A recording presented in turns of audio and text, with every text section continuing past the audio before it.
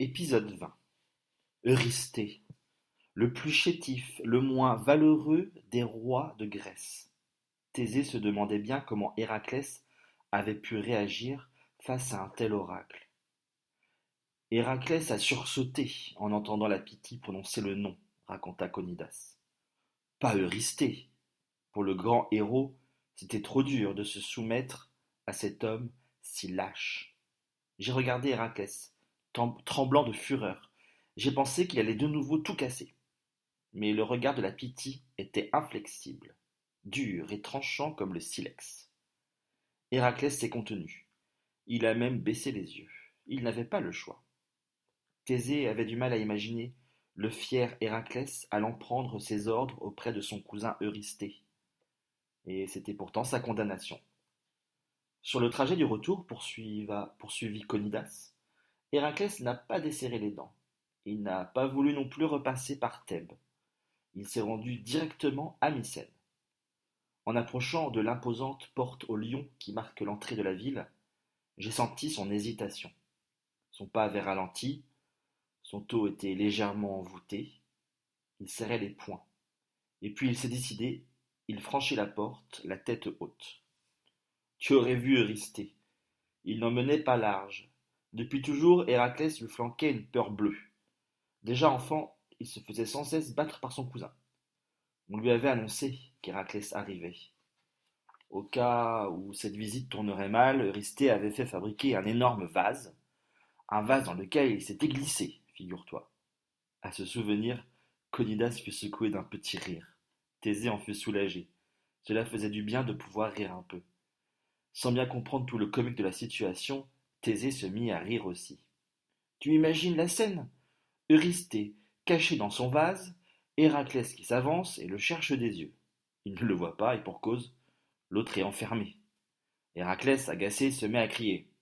Hola, mon cousin! Hola! Où es-tu? Pas de réponse. Je vois les serviteurs qui pouffent de rire, se montrant discrètement du doigt un vase posé au milieu de la salle du trône. Je murmure à l'oreille d'Héraclès que ce vase mérite son intérêt. Héraclès s'approche du vase, tambourine sur le couvercle avec le poing et crie. Eurysthée, sors de là! Je suis venu me mettre à ton service. Dépêche-toi! On vit alors le couvercle se soulever, et Eurysthée en personne sortir jusqu'à mi-corps du vase. C'était absolument ridicule, et Héraclès ne put s'empêcher d'éclater de rire. Vexé, Eurysthée lui dit d'un ton passé. Si c'est pour te moquer, c'était pas la peine de me rendre visite. Héraclès répondit. Je n'ai pas le choix. Je suis désormais condamné à t'obéir pour laver mes crimes. Vas-y, ordonne et qu'on en finisse. Eurysthée, pas complètement rassuré, ne sortit pas de son vase. Et c'est ainsi, enfoui jusqu'à la taille, qu'il ordonna à Héraclès sa première épreuve. Capturer le lion de Némée. Le lion de Némée!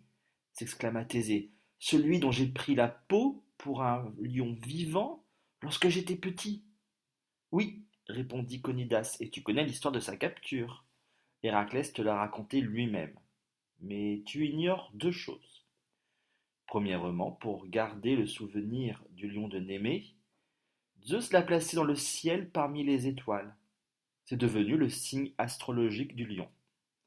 Deuxièmement, Eurysthée, terrorisé de constater qu'Héraclès était venu à bout du lion, lui interdit désormais d'entrer dans le palais de Mycène. Il l'a envoyé combattre l'hydre de Lerne, en lui parlant du haut de l'une de ses tours. À nouveau, Thésée riait de bon cœur de la couardise d'Eurysthée. La nuit était tombée sur le mont Érymanthe.